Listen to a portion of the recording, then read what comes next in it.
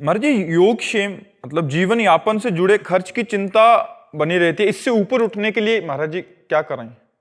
आप बताइए, आप दुख प्राप्ति की चाह करते हैं क्या? कोई स्वयं प्राप्त होता है ना, ऐसे सुख प्राप्त हो जाएगा जो आपके भाग्य में लिखा है। सुख और दुख के लिए आपको प्रयास नहीं करना, आपको प्रयास करना है सुख और दुख से परे परमानंद की प्राप्ति के लिए, भगवान की प्राप्ति के लिए। यदि आप भगवान की प्राप्ति के लिए प्रयास करते हैं तो आपको योगक्षेम की चिंता नहीं करनी पड़ेगी, क्योंकि स्वयं ठाकुर जी कह रहे हैं, अनन्यश्चिन्तयन्तो माम ये जनाः पर्युपासते तेषां नित्याभियुक्ता नाम योगक्षेमं वहाम्यहम्। जो मेरा अनन्य चिंतन करता है उसके योग और क्षेम का वहन मैं स्वयं करता हूं। योग का तात्पर्य होता है प्राप्त जो है और अभी जो नहीं प्राप्त है, नहीं प्राप्ति की प्राप्ति कराने का नाम योग है, और जो प्राप्त है उसकी रक्षा करने का नाम क्षेम है। जो नहीं प्राप्त है वो स्वयं ठाकुर जी प्राप्त कराएंगे, और जो प्राप्त है उसकी रक्षा स्वयं ठाकुर जी करेंगे। वो देख रहा है योगक्षेमम वहाम्यहम्, वो ऐसे थोड़ी बोल रहा है, वो सच्चिदानंद है, वो सत्य नारायण है, वो जो बोलता है वो करता है। उन्होंने कहा योगक्षेमम वहाम्यहम्, मेरा सिर्फ कार्य है उसका आश्रय लेकर चिंतन करना, और उसका कार्य है व्यवस्था करना। हम जब उसकी शरण में हैं तो उसकी व्यवस्था अपने आप होगी। आप चाहे गृहस्थ हो चाहे विरक्त हो, सबकी वो व्यवस्था करता है। हम आपको कैसे बताएं, वो इतना आगे से आगे देता रहता है। आपको क्यों नहीं मिलता है? क्योंकि आप अहंकार से अपना पोषण कर रहे हैं, भगवान से नहीं। मैंने ये किया, मैं ये करूंगा। अहंकार विमूढ़ात्मा करता हमित मन्यते, तो उतना ही मिलेगा जितना आप कर रहे हो। अगर ऐसे हो गए, एक होता है गोदनामा और एक होता है निजी कमाई। जो भक्त होता है वो गोदनामे में होता है। हमारा विश्वास, हमारा आत्मनिर्भर भाव, हमारी आत्मा भगवान है, उन पर निर्भर भाव, तो कहते योगक्षेमम वहाम्यहम्। हम एक गृहस्थ की बात बताते, हम रोटी मांगने जाया करते थे, तो उनको देखते तो पूजा में ही लगे रहते। बिहारी जी के तीनों काल के दर्शन, यमुना स्नान, वृंदावन की प्रदक्षिणा और नाम, जो भक्ति में रत रहते। उनकी बेटी सयानी हुई, कोई अर्थ की व्यवस्था नहीं कि आपकी बेटी सयानी हो रही और ब्याह करना है और आप रात दिन पूजा में केवल लगे रहते। आपकी आय कोई है नहीं। जो रेलवे में तो उससे जो उनको मिलता था पेंशन, उसी से उनका चलता था। वो बिल्कुल बिल्कुल विरक्त संत जैसे गृहस्थी में। तो उनका बाबा, हम बिहारी जी की वो बात देखते हैं जो उन्होंने कहा योगक्षेमम वहाम्यहम्। मैं पूर्ण भरोसे पे हूं, जिस तारीख को जिस समय होना होगा वैसा होगा। एक परमहंस जी थे, अभी उनका शरीर पूरा हुआ, बड़े ब्रज के गुप्त परमहंस थे, उनको कोई जानता नहीं था। वो एक इंजीनियर को गुड़गांव से लेकर के आए बिहारी जी के दर्शन कराने। तो वो उनके यहाँ पहुंचे, पहुंच कर कहा कि तुम्हारी बेटी ब्याह लायक है यार, ब्याह नहीं करोगे? तो उनका कोई संयोग बैठेगा तो देखेगा, हम तो बिहारी जी के ऊपर है। तो कहा ये इंजीनियर है, ठीक रहेगा?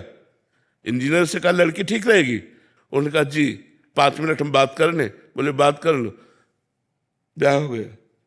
कैसे बिहारी जी करते, कैसे व्यवस्था करते, योगक्षेमम वहाम्यहम्। ये कोई भगवान ने मजाक नहीं की, गीता जी में स्वयं भगवत वाणी, पर हम ऐसे नहीं हो पाते। हम कहते हैं ऐसे रहो, तुम बचाने की कोशिश मत करना, तलवार आएगी और तुम्हारे गले में हार बन जाएगी, वो तुम्हारे गले को छू भी नहीं सकती यदि भगवत आश्रित हो। 5 वर्ष का बालक प्रहलाद है, त्रिभुवनपति हिरण्यकश्यप है, आग में जलाता है, जहर पिलाता है, हर कोशिश मारने की करता है, लेकिन 5 वर्ष के बालक का बाल भी बांका नहीं कर सका। और भगवान ने नरसिंह रूप धारण करके फाड़ के फेंक दिया उस वरदानी, विशेष विशेष वरदान प्राप्त किए हुए हिरण्यकश्यप को भगवान ने फाड़ के फेंक दिया। और 5 वर्ष के बालक का वो त्रिभुवनपति होने पर भी बाल बांका नहीं कर पाया। ऐसे भगवान हमारे हैं, भगवान की अनंत सामर्थ्य है। हम भगवान के आश्रित नहीं हो पाते, इसलिए हमें बात नहीं। अरे योगक्षेमम वहाम्यहम्, ऐसा मत सोचो कि केवल बाबा जी का ही योगक्षेमम वहाम्यहम्। भगवान अपने भक्त का योगक्षेमम। अर्जुन बाबा जी हैं क्या? अर्जुन के रथ की बागडोर पकड़े हुए अखिल ब्रह्मांडों का नायक वहां बैठा है जहां अर्जुन की जूतियां है।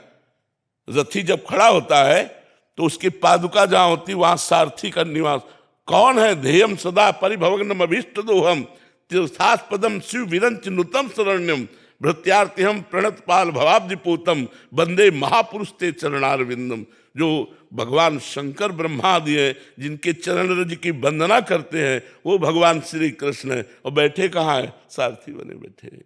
तो हमें विश्वास होना चाहिए, विश्वास के बिना भक्ति नहीं और भक्ति के बिना सदगति नहीं। इसलिए चाहे गृहस्थ हो चाहे विरक्त हो, भगवान पर विश्वास करो, उसका चमत्कार देखो, उसका चमत्कार देखो, भगवान कैसे रक्षा करते हैं। महाराज जी, आपने बोला कि अप्राप्त की प्राप्ति और जो प्राप्त है उसकी रक्षा करते हैं प्रभु। महाराज जी, यहाँ जब मनोकामना वाली बात आती है कि हमने भगवान से मांगा फिर दिया नहीं, क्यों दे? भगवान तुम्हारे नौकर है। तुमने तपस्या की, तुमने साधना की, तुमने उपवास रखे, तुमने व्रत रखा, तुम तीर्थयाटन किए, तुम कितना नाम जप किए, क्यों दे दे? हमने बताया है कि दो प्रकार से भगवान देते हैं। एक तो होता है अपनापन, जैसे ये हम दुनिया जो है हमारे भगवान की एक दुकान है, मेरे मालिक की दुकान में है सबका जीवन खाता। अब इस दुकान पर जब हम जाते हैं और हम कहें जरा सोने का हार दिखाइए, लीजिए, पैसा आपको देना पड़ेगा। अच्छा, घर का आदमी गया और उसने कहा ये हार तो हमें बहुत पसंद है, ले लीजिए, उससे पैसा मांगेगा क्या?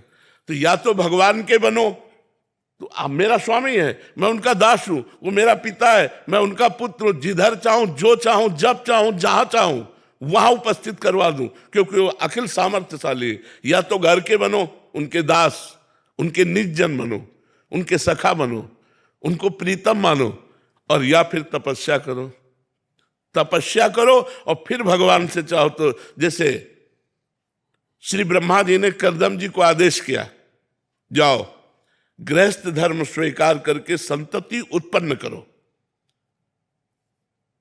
श्री कर्दम जी ने सोचा, बहुत ज्ञानी महापुरुष थे, तो उन्होंने 10,000 वर्ष तपस्या की। दाहिने पैर के अंगूठे के बल खड़े होकर हाथ उठाकर 10,000 वर्ष तपस्या की। भगवान प्रसन्न हुए तो उनका मुझे मेरे योग्य पत्नी चाहिए। तो आदि सम्राट महाराज मनु की पुत्री देहूति, भगवान ने कहा वो परसों आएंगे और आपका ब्याह कर देंगे। पत्नी भी चाहिए तो 10,000 वर्ष, तो कलयुग में 10,000 वर्ष तो जीना नहीं, 80 वर्ष जीना यार, 10 दिन तो भजन करो, कुछ चाहिए तो भजन करो। ऐसे थोड़ी कि बोल दिए जाके कि तुम्हें 100 किलो लड्डू खवा देंगे, भूखों मर रहे हैं। अरे पूरे विश्व ब्रह्मांड को भगवान पवार है। अच्छा, ये काम नौकर से कहा जाता है। मालिक को तुम नौकर समझ रहे हो कि तुम्हें 50,000 का फूल बंगला बनवा देंगे, हमारा काम कर दो, ऐसे नहीं होता। या तो इतनी तपस्या हो, आपका भजन हो, व्रत उपवास हो, तीर्थयाटन हो, तो मांगिए, अनुष्ठान कीजिए, तो पूर्ति होगी। या आप भगवान के बन जाइए कि नाथ आप मेरे स्वामी हैं, मेरी ये आवश्यकता है, तो भगवान उस आवश्यकता की पूर्ति निश्चित करेंगे, निश्चित करेंगे। विश्वास कीजिए। अगर दो में से आपका कोई न तप है और न संबंध है, तो ऐसे मांगने से नहीं मिलता। ऐसे मांगने से तो सब लोग मांगते रहते हैं भगवान से, ऐसे थोड़ी सुनते हैं भगवान। हमारी बात मान लो, भगवान को अपना मान लो। अपना मानने में क्या जाता है, वो तो अपने है ही। और फिर प्यार से उनसे बात करो, वो सुन रहे हैं, मान लो छवि के सामने ही आप ऐसा। हमने आज तक देखा है कि 1 सेकंड में हमें उत्तर मिला है, हमारे हृदय में ही 1 सेकंड में उत्तर आया। अगर हमने कोई प्रश्न किया अपने ठाकुर जी से, कोई बात की, एक तो ऐसे चांस ही नहीं आते, 1 सेकंड में निदान मिला है, 1 सेकंड में निदान मिला है। वो सुन रहे हैं, आप जहां से बोल रहे हो वहीं बैठे सुन रहे हैं, लेकिन आपका परिचय तो होना चाहिए। आपने परिचय तो संसार में किया, भगवान से परिचय किया नहीं। भगवान को केवल एक माना अपनी वासनाओं की पूर्ति का क्षेत्र, सो ऐसा नहीं है। वो भगवान है, बहुत चतुर है, बहुत खिलाड़ी है, ऐसे हाथ में आने वाले नहीं हैं।